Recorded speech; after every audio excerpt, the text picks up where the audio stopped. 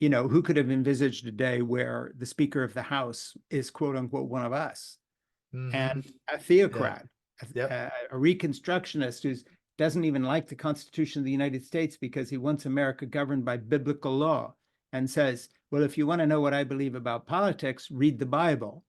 Well, that's not your usual answer. It used to be, I've sworn to uphold the Constitution of the United States.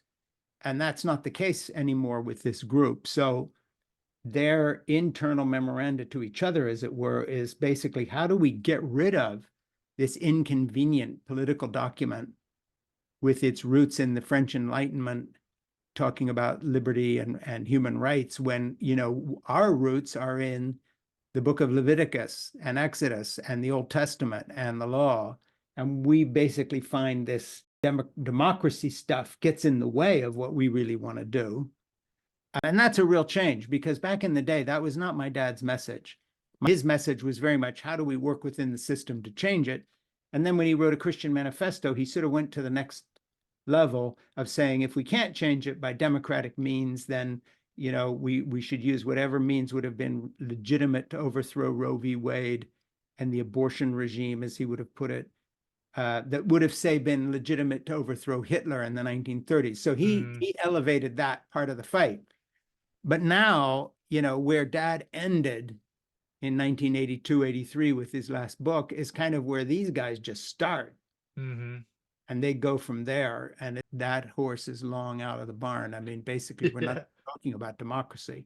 Even in the short time of a year and a half or so since we last did a podcast together, we've taken a step to the point where now the evangelical white nationalist movement, not only having taken over the Republican Party, but they have now adopted Trump's point of view, which is that Vladimir Putin, the sworn enemy of the West and democracy, is more important and a better friend to him than NATO is.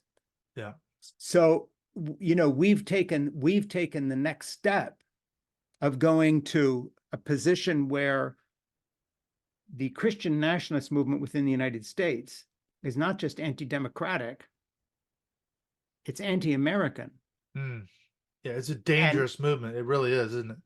Yeah, and in a way that the last time I saw anything like this, and it was certainly not a movement, it was just a few individuals. When you think of Jane Fonda going to Hanoi and siding with the Viet Cong against the US in the Vietnam War as the kind of final iteration of her protest, not just being against the war, but some members of the left took the next step and became pro-North Vietnam and anti-American. But they were an offshoot. They did not even represent the Democratic Party, let alone the left. These were individual that we would have regarded as sort of the next step out or extreme and so forth. You've got a whole movement now within the religious right, led by people like Tucker Carlson and Donald Trump and all these figures, that is now actually siding with the enemies of the United States and Western democracy and NATO against our country. We've never had a whole political party siding with the enemy, not the enemies, the enemy of the United States.